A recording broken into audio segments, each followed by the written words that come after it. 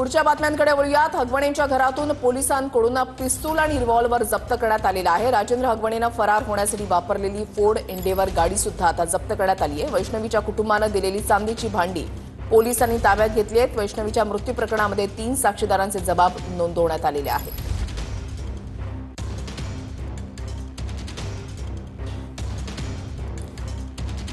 वैष्णवी मृत्यू प्रकरणात 1 पिस्तूल आणि 1 रिव्हॉल्वर जप्त करण्यात आले। पिंपरी चिंचवड पोलिसांकडून आरोपी सुशील हगवणे आणि शशांक हगवणेची परवाना असलेली शस्त्र ही जप्त करण्यात आली आहेत। पिंपरी चिंचवड पोलिसांनी 1 पिस्तूल आणि 1 वेबले कंपनीचं रिव्हॉल्वर हे जप्त केलेलं आहे।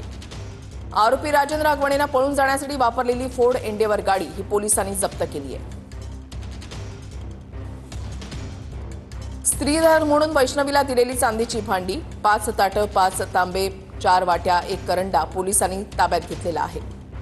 वैष्णवीचे भाऊ विराज आणि पृथ्वीराज तसंच एक मैत्रीण असे तिघांचे साक्षीदार म्हणून जबाब नोंदवण्यात आले।